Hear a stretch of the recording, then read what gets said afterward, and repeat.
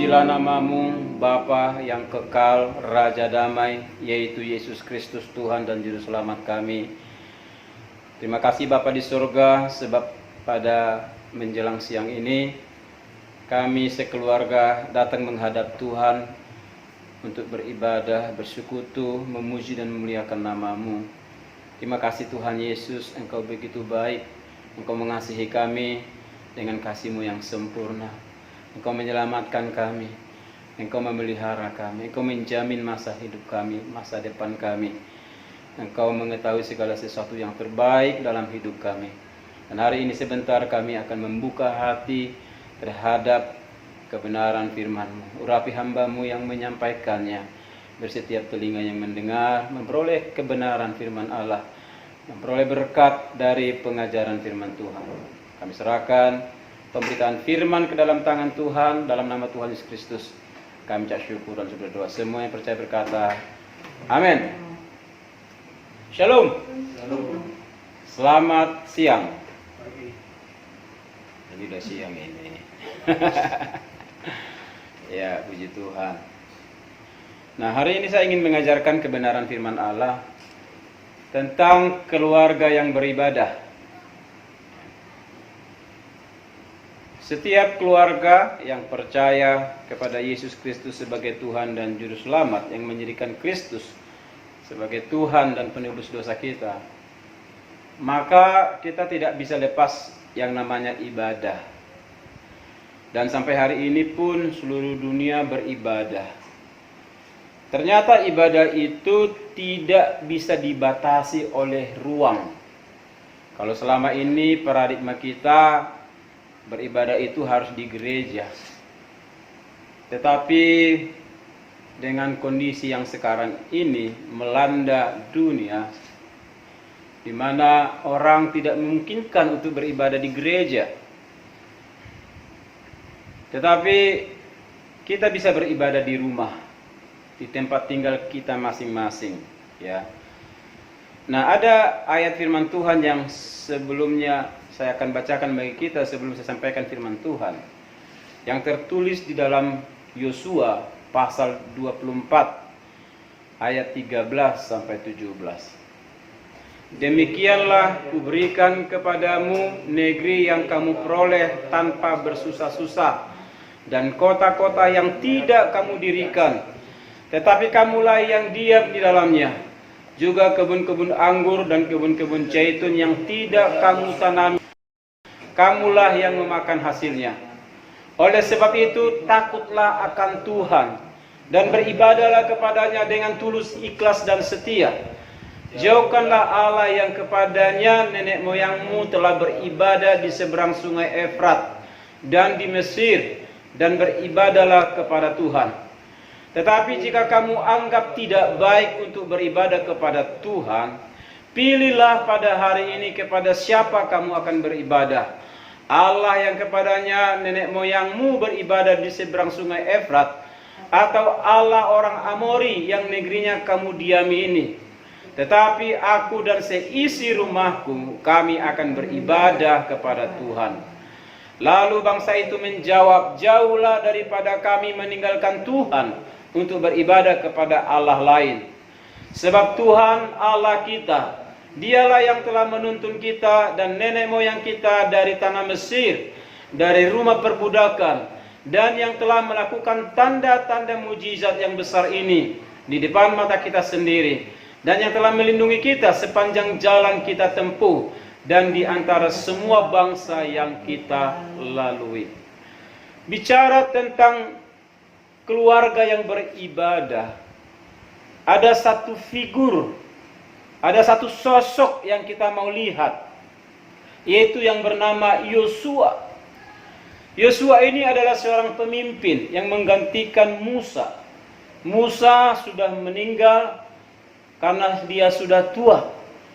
Jadi sebelum sampai ke tanah Kanaan, masih dibatasi oleh sungai. Dan disitulah Musa meninggal. Dan untuk meneruskan perjuangan ini, ada sosok seorang pemimpin yang bernama Yosua. Sebelum dia memimpin umat Israel, Dia menampilkan figur seorang pemimpin yang takut akan Tuhan. Seperti apa pribadi yang takut akan Tuhan? Yosua berkata dalam kitab ini bahwa aku dan seisi rumahku, kami akan beribadah kepada Tuhan. Amin. Untuk mengumpulkan satu keluarga untuk beribadah sungguh-sungguh kepada Tuhan, saya mengatakan tidak mudah. Ada banyak orang tua tidak menciptakan persekutuan dalam rumah tangga, dalam keluarga. Sehingga banyak anak-anak akhirnya cari jalannya sendiri-sendiri. Ada yang ke diskotik, ada yang ke tempat lain gitu ya. Mereka mencari tempat yang nyaman buat mereka. Tetapi Yosua, dia berkata bahwa aku dan seisi rumahku, kami beribadah kepada Tuhan. Ya, ini sangat luar biasa. Kita melihat kenapa Yosua begitu semangat, begitu dia bergelora hatinya untuk mengajak seisi rumahnya beribadah kepada Tuhan. Yosua melihat bahwa Allah Israel itu, Allah yang hidup itu adalah Allah yang luar biasa memberkati umat Israel. Di ayat 13 berkata, demikianlah kuberikan kepadamu negeri yang kamu peroleh tanpa bersusah-susah, dan kota-kota yang tidak kamu dirikan, tetapi kamulah yang diam di dalamnya. Juga kebun-kebun anggur, kebun-kebun zaitun yang tidak kamu tanami, kamulah yang makan hasilnya. Bayangkan saudaraku, Allah memberkati umat Israel dengan memberikan tanah Kanaan dan seisinya. Kota-kotanya mereka rebut. Ya, bahkan mereka tinggal diam di sana dengan apa? Seluruh fasilitas, ya. Anggur, kebun zaitun yang mereka tidak tanami. Ya, orang-orang Amori yang menanam itu semua, musuh-musuh mereka yang mereka kalahkan. Tetapi itu semua diberikan Tuhan untuk dinikmati oleh umat Israel. Tuhan yang seperti ini adalah Tuhan yang begitu baik. Ya. Dia mengasihi umat Israel bukan dengan sebuah kata-kata, tetapi Allah menyertai umat itu dalam sebuah tindakan yang real, yang nyata. Ya. Bahwa Allah membela umat Israel. Bukan cuma hanya membela, tetapi menyediakan segala kebutuhan mereka. Waktu mereka keluar dari Mesir menuju tanah Kanaan, begitu banyak rintangan yang mereka hadapi, musuh-musuh yang berat, cuaca yang ekstrim, mereka lewati dengan luar biasa. Tetapi karena selama Tuhan hadir di sana, mereka aman. Tetapi ketika mereka berbalik dari jalan Tuhan, mulai melupakan Tuhan, mulai meninggalkan Tuhan, kita tahu sejarah menceritakan bagaimana umat Israel mengalami kekalahan dan mereka bahkan mendapat penghukuman dari Tuhan. Lalu pertanyaannya sekarang, apa gunanya kita beribadah? Mengapa kita harus beribadah kepada Tuhan? Apa sanksinya kalau kita tidak beribadah, dan apa upahnya kalau kita beribadah? Sebenarnya beribadah kepada Tuhan bukan masalah upah. Yang kita kejar bukan upah. Ada 3 makna dalam beribadah yang saya sudah siapkan materinya bagi kita semua, termasuk saudara yang ada di rumah, yang melalui siaran online atau YouTube ini. Saya mengatakan kepada saudara bahwa 3 hal ini perlu kita harus renungkan. Bahwa makna ibadah itu dikelompokkan kepada 3 hal yang disentuh. Yang pertama, apa makna beribadah kepada Tuhan melalui diri kita? Yang pertama, karena ibadah itu perintah. Jadi secara spesifik Allah memberi perintah kepada kita. Awalnya kepada umat Israel, tetapi juga hal yang sama diperuntukkan kepada kita di generasi yang sekarang. Kalau kita takut akan Tuhan, kalau kita adalah kepunyaan Tuhan, maka perintah yang sama juga harus kita laksanakan, yaitu beribadah kepada Tuhan. Keluaran pasal 23 ayat 25 berkata, saudara bisa ikuti dan dengarkan firman Tuhan ini. Tetapi kamu harus beribadah kepada Tuhan Allahmu, maka Ia akan memberkati roti makananmu dan air minumanmu, dan aku akan menjauhkan penyakit dari tengah-tengah kamu. Ada janji Tuhan secara pribadi, awalnya kepada umat Israel, tetapi perintah yang sama juga ditujukan kepada saudara dan saya. Kamu harus beribadah kepada Tuhan. Amin. Jadi saya mau kita jangan memandang rendah ibadah. Jangan kira kalau ibadah ramai banyak orang, maka itu ibadah. Alkitab berkata, 2-3 orang sehati sepakat, ya, meminta Tuhan hadir. Tuhan ada hadir di situ. Kita lebih dari 2-3 orang. Kita ada 6 orang. Kalau kita siapkan hati kita beribadah sungguh-sungguh kepada Tuhan. Karena ini perintah. Ini harus dilaksanakan. Orang-orang yang tidak taat terhadap perintah, ada ganjaran dari Tuhan. Ada disiplin Tuhan. Ada teguran Tuhan kepada orang-orang yang tidak beribadah sungguh-sungguh. Jadi kalau kita lihat bagaimana banyak orang-orang Kristen yang memiliki KTP-nya Kristen, dilahirkan dalam keluarga Kristen, tetapi hatinya tidak sungguh-sungguh setia beribadah kepada Tuhan. Kadangkala hanya sekali setahun dia beribadah, itu pun terlambat. Itu pada hari Natal. Pada hari Natal khotbah udah mau selesai, baru datang, ya kan? Dia berpikir kalau hari Natal itu nggak bolehlah ditinggalkan, dia harus beribadah lah sungguh-sungguh. Tapi juga datangnya telat. Jadi beribadah kepada Tuhan artinya mempersiapkan diri. Yang dipersiapkan apa? Tubuh, jiwa, roh kita. Karena kita sedang beribadah, bersekutu. Di dalam beribadah itu kita memuji Tuhan dengan segenap hati kita. Kita membiarkan hati Tuhan menguasai kita lewat firman Allah. Ketika pemberitaan firman Tuhan disampaikan seperti ini, yang kita dengar apa? Suara Tuhan, firman Allah. Ya, Alkitab mengajarkan bahwa firman Allah itu bermanfaat untuk mengajar, menyatakan kesalahan, memperbaiki kelakuan, dan menuntun orang dalam kebenaran. Jadi waktu firman Allah disampaikan di dalam sebuah ibadah, maka 4 landasan ini harus terpenuhi. Ya. Firman Allah bermanfaat untuk mengajar, menyatakan kesalahan. Kalau ditegur hatimu, jangan bilang tegur terus. Ya. Ya. Karena kita mau bertobat, memperbaiki kelakuan. Kalau udah tahu salah, jangan lakukan lagi, dan menuntun orang dalam kebenaran. Ada banyak orang hidup merasa sepertinya dalam kebenaran, tapi kalau diperiksa hatinya, pikirannya, perbuatannya, tingkah lakunya, mulutnya, kata-katanya, tidak ada kebenaran di dalamnya. Yang ada hati yang busuk, kata-kata kotor, pikiran yang kotor, negatif, bikin ulah, bikin masalah, gitu, bikin dosa apalagi, gitu kan. Nah, ini yang harus kita jaga. Yang pertama, kalau kita beribadah, itu ada sebuah perintah dari Tuhan. Amin. Yang kedua, di dalam beribadah berisi janji-janji Tuhan. Lewat pemberitaan firman Tuhan pasti diberitakan janji-janji Tuhan. Amin. Ya. Janji Tuhan tadi di dalam Keluaran pasal 23 ayat 25 itu apa? Allah akan memberkati roti makananmu dan air minumanmu. Urusan makan dan minum, seluruh manusia di dunia ini sedang berusaha mencari, berlelah-lelah. Ada orang bekerja 24 jam sampai tidak ada waktu untuk istirahat. Ya.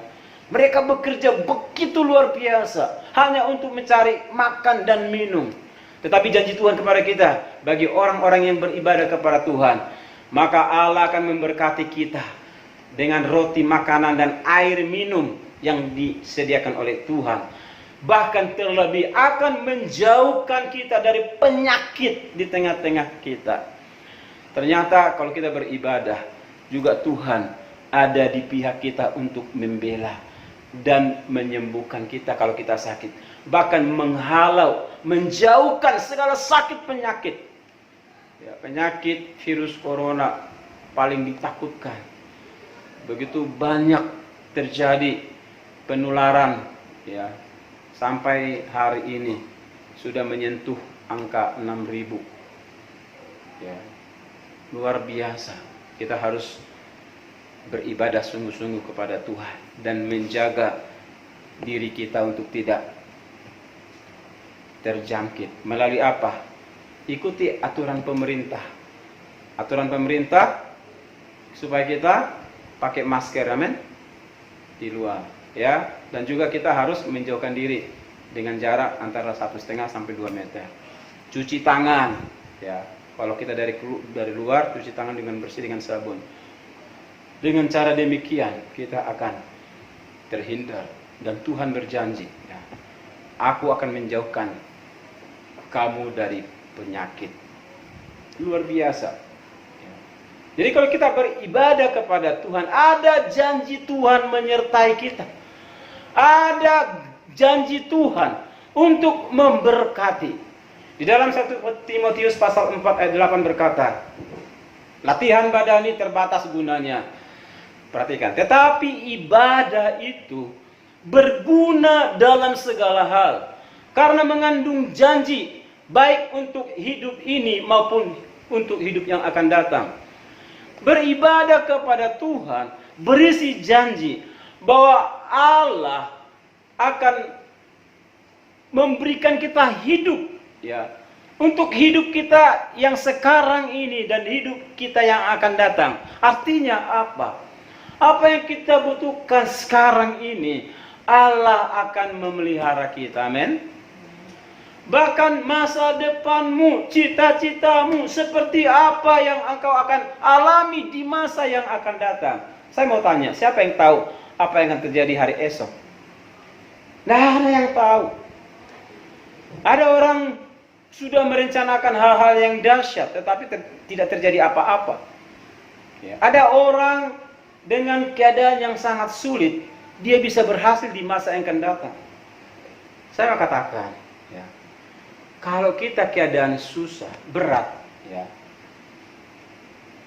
ada prosesnya masa depan yang indah di dalam Tuhan. Amin.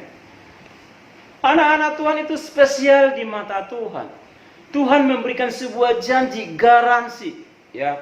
Kalau engkau beribadah sungguh-sungguh kepada Tuhan, maka karena mengandung janji di dalam ibadah itu, baik untuk hidupmu yang sekarang ini maupun hidupmu yang akan datang. Itu artinya sebagai anak-anak Tuhan, engkau tidak perlu khawatir dan takut tentang masa depanmu. Masa depanmu indah di tangan Tuhan. Amin. Saudara percaya di dalam Tuhan ada masa depan yang indah? Amin.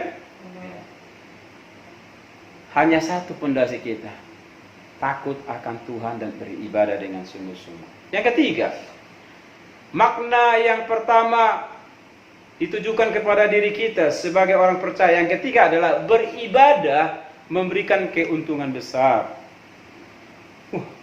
Enak dong ya. Kalau dengar ini kan orang langsung tergiur.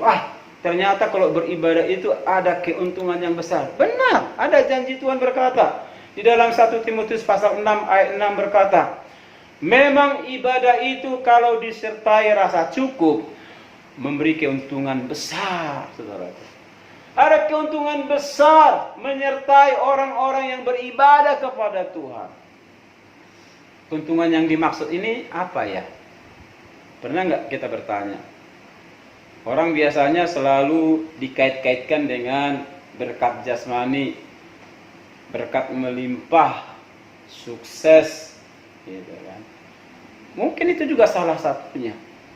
Kalau secara lahiriah, secara duniawi, ya Tuhan tidak berjanji bahwa Tuhan akan memberikan kita kaya raya. Tuhan berjanji akan menolong kita, memelihara kita, mencukupkan kita. Tetapi keuntungan yang paling besar di dalam hidup orang percaya ketika ia beribadah kepada Tuhan adalah di mana imannya akan menjadi kuat. Amin. Tidak akan gampang goyah, tidak akan terombang-ambing oleh keadaan dunia yang menakutkan ini. Siapa yang tidak takut dengan peristiwa yang sedang terjadi hari-hari ini? Kalau semua orang dirumahkan, tidak ada pekerjaan, tidak bisa menghasilkan uang, dari mana sumbernya? Kita khawatir, kita takut. Tetapi ketika kita beribadah kepada Tuhan, maka kebutuhan iman itu akan terpenuhi. Itu apa? Iman kita kuat di dalam Tuhan. Amin. Yang kedua, kalau kita beribadah, kerohanian kita bertumbuh. Ada banyak orang tidak peduli dengan kerohaniannya. Kerohanian kita itu, ya, kalau bertumbuh, maka kita akan ada di dalam anugerah Tuhan. Kita akan menjadi orang-orang Kristen yang dapat memuliakan Allah kalau kita bertumbuh. Kita tidak akan pernah curiga dengan Tuhan kalau iman kita bertumbuh. Kita akan semakin melekat, semakin cinta Tuhan, semakin bisa berbuat untuk kebaikan di dalam hidup ini. Dan yang ketiga, kalau kita beribadah kepada Tuhan, maka kita membangun hubungan yang intim dengan Tuhan, yang erat. Ya. Kita punya kepekaan bahwa kita mau punya waktu secara tersendiri, dikhususkan bersama dengan Tuhan. Tadi pagi saya, jam berapa tadi pagi? 5:30 ya, berdoa. Saya mencari hadirat Tuhan, saya menyembah Tuhan. Saya menikmati hadirat Tuhan yang begitu luar biasa. Saya berkata-kata secara pribadi, saya ngomong dengan Tuhan. Saya curahkan isi hati saya. Saya merasakan urapan yang begitu kuat. Dan saya diteguhkan, dikuatkan, disegarkan oleh Tuhan. Betapa luar biasa kalau kehidupan orang Kristen dibangun dengan keintiman. Dia akan memperoleh kekuatan baru dalam menghadapi masalah seberat apapun.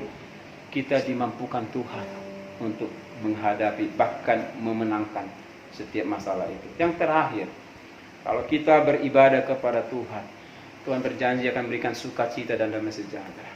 Banyak orang sudah kehilangan damai sejahtera. Mukanya panjang kayak pepaya Cibino.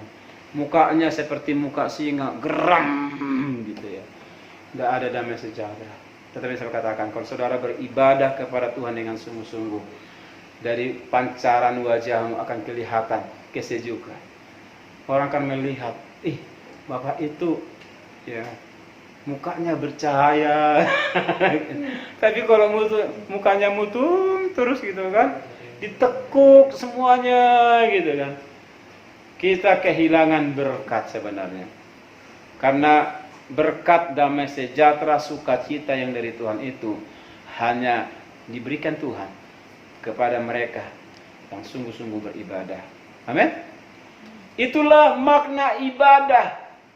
Yang pertama yaitu kepada diri kita. Ketika kita beribadah, yang pertama kita akan tahu bahwa itu adalah perintah Tuhan dan harus kita lakukan. Yang kedua, ada janji Tuhan menyertainya. Dan yang ketiga, bahwa lewat ibadah ada keuntungan besar, di mana iman kita menjadi kuat, kerohanian kita bertumbuh, dan hubungan kita dengan Tuhan semakin intim dan lebih dekat lagi. Dan ada sukacita dan damai sejahtera. Yang kedua, makna yang kedua ketika kita beribadah kepada Tuhan, maka makna yang kedua ini adalah ditujukan kepada Tuhan, kepada Allah. Dengan beribadah kepada Tuhan, maka yang pertama kita akan memberi penghormatan, penghargaan kepada Allah karena kebaikan Tuhan yang luar biasa. Ya. Kalau kita lihat di kitab Nehemia pasal 8 ayat 6 sampai 7, kita melihat umat Israel bagaimana mereka menghormati, menghargai Tuhan di dalam sebuah ibadah. Ya. Esra membuka kitab itu di depan mata seluruh umat karena ia berdiri lebih tinggi dari semua orang itu. Pada waktu yang membuka kitab itu, semua orang bangkit berdiri. Bayangkan, waktu Alkitab itu dibukakan oleh Imam Esra, karena dia berdiri lebih tinggi daripada umat Israel. Ketika baru dibuka saja Alkitab itu, begitu luar biasa responnya orang Israel. Apa yang mereka lakukan? Mereka berdiri dengan hormat. Ya. Mereka bangkit berdiri. Lalu Esra memuji Tuhan, Allah yang maha besar. Dan semua orang menyambut dengan amin, amin. Sambil mengangkat tangan, kemudian mereka berlutut dan sujud menyembah kepada Tuhan dengan muka sampai ke tanah. Inilah respon orang Israel yang beribadah kepada Tuhan. Mereka mengangkat tangan, mereka merespon, yes, amin Tuhan, aku percaya, aku terima janjimu. Dan waktu mereka menyembah, mereka berlutut. Amin. Mereka sujud menyembah kepada Allah. Bahkan sampai muka ke tanah. Ya. Menandakan sikap hati menghormati Tuhan dan juga menghargai Tuhan. Itu sebabnya dalam ibadah penting cara kita beribadah. Jangan hatimu, pikiranmu melayang-layang kemana-mana. Iblis mencuri firman jadinya. Ibadahmu jadi sia-sia. Umat Israel tahu bagaimana cara beribadah yang benar, yaitu menghormati Tuhan dalam ibadah. Mereka merespon setiap firman yang dibacakan, mereka katakan amin, amin. Mereka juga berlutut, mengangkat tangan, mereka melompat, menyanyi, memuji Tuhan. Itu yang pertama. Jadi ketika kita beribadah, makna yang kedua yaitu ditujukan kepada Allah supaya kita menghormati Tuhan lewat ibadah. Amin. Yang kedua, ketika kita beribadah kepada Tuhan, kita menunjukkan pengabdian diri kepada Tuhan melalui penyerahan hidup. Jadi beribadah itu artinya kita sedang mengabdi kepada Tuhan, sedang menyerahkan hidup kita kepadanya. Karena kita ini miliknya, kita ini telah ditebus dengan darahnya yang mahal. Dia telah menyelamatkan kita. Kita ini miliknya, kepunyaannya. Serahkan hidupmu. Lewat apa? Lewat ibadah. Kita baca Roma pasal 12 ayat yang pertama. Saya pikir ini semua orang pasti hafal. Demikian firman Tuhan. Karena itu saudara-saudara, demi kemurahan Allah, aku menasihatkan kamu supaya kamu mempersembahkan tubuhmu sebagai persembahan yang hidup, yang kudus, yang berkenan kepada Allah. Itu adalah ibadahmu yang sejati. Yang kedua, kalau kita tujukan ibadah ini untuk memuliakan Tuhan, maka ketika kita beribadah, persembahkan tubuhmu. Dalam ibadah ini yang kita persembahkan apa? Tubuh, jiwa, roh kita, hidup kita, seluruh totalitas hidup kita. Kita mau beribadah kepada Tuhan. Amin. Jadi kalau kita belum bisa menyerahkan hidup kita secara totalitas dalam ibadah, ya, bagaimana kita bisa menyenangkan hati Tuhan? Semakin kita bisa menyerahkan tubuh kita, jiwa kita, roh kita melayani Tuhan, beribadah kepada Tuhan, maka harta kekayaan, yaitu keselamatan itu, tidak akan ada yang bisa merusaknya. Iblis selalu mencuri kesempatan. Melalui apa? Melalui persekutuan, banyak orang hilang anugerah Tuhan. Kelihatannya dia masih beribadah di gereja, mulutnya masih memuji Tuhan, tetapi hatinya jauh dari Tuhan. Dan iblis mencari kesempatan untuk membuat hatinya mengeraskan hati terhadap firman Allah. Dalam ibadah, saya mengatakan, kita sedang menyenangkan hati Tuhan. Itu sebagai persembahkan tubuhmu sebagai persembahan yang hidup. Bibirmu, suaramu, hidungmu, matamu, pikiranmu, tubuhmu, ekspresimu waktu beribadah, itu penting, ya kan? Ya. Semua yang terbaik yang disebut dengan totalitas mau beribadah kepada Tuhan. Ada dua hal itu yang kita mau persembahkan kepada Tuhan waktu kita beribadah kepada Dia. Yang terakhir, ya, makna ketiga yang ditujukan kepada sesama kita. Jadi beribadah kepada Tuhan, yang pertama untuk kita, yang kedua untuk memuliakan Tuhan, dan yang ketiga ditujukan kepada sesama. Dengan beribadah kepada Tuhan, kita membangun persekutuan sesama orang-orang percaya, ya, memberikan topangan, menguatkan, saling berbagi, ada kepedulian, saling mengasihi. Itu harusnya ada di dalam bingkai ibadah orang Kristen. Makanya apa gunanya kita harus pergi beribadah dalam persekutuan di sebuah gereja? Karena dalam penggembalaan, dalam pelayanan gereja itu, semua ada koinonia, ya, ada pelayanan diakonia, marturia, bersaksi. Di situ akan kita melayani dengan banyak jiwa-jiwa. Kita saling bergandengan tangan, kita saling mengisi, kita saling membagi kasih. Karena kita ini manusia, makhluk sosial, kita butuh saudara-saudara kita saling melengkapi. Dibutuhkanlah sebuah namanya persekutuan yang disebut menjadi sebuah gereja, tempat kita berkumpul untuk beribadah. Ya. Jadi yang ketiga, Ibrani pasal 10 ayat 25 berkata, janganlah kita menjauhkan diri dari pertemuan ibadah kita seperti yang dibiasakan oleh beberapa orang. Tetapi marilah kita saling menasehati dan semakin giat melakukannya menjelang hari Tuhan yang mendekat. Persekutuan, ibadah dalam sebuah gereja, itu akan menolong kita untuk kita tetap kuat di dalam Tuhan sampai menjelang kedatangan Tuhan yang sudah sangat dekat. Karena waktu kedatangan Tuhan yang sudah sangat dekat ini, masa-masa ini adalah masa-masa yang berat. Dunia mengalami goncangan. Ya, tatanan ekonomi global digoncang. Keadaan-keadaan yang sangat tidak pernah diperhitungkan tentang alam yang mulai bereaksi. Gunung banyak meletus. Semua hal-hal yang tidak pernah kita perhitungkan ada di zaman ini, di masa kita ini. Tetapi kalau kita beribadah kepada Tuhan, sesama anak-anak Tuhan, saling menguatkan, saling menopang.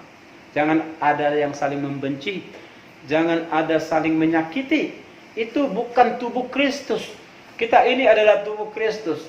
Kita harus saling mengisi, saling memberi, saling menopang, saling menguatkan satu sama lain. Ya. Biarlah melalui ibadah kepada Tuhan membawa dampak yang besar. Pertama, membawa dampak dalam diri kita. Yang terutama adalah membawa dampak untuk memuliakan Tuhan.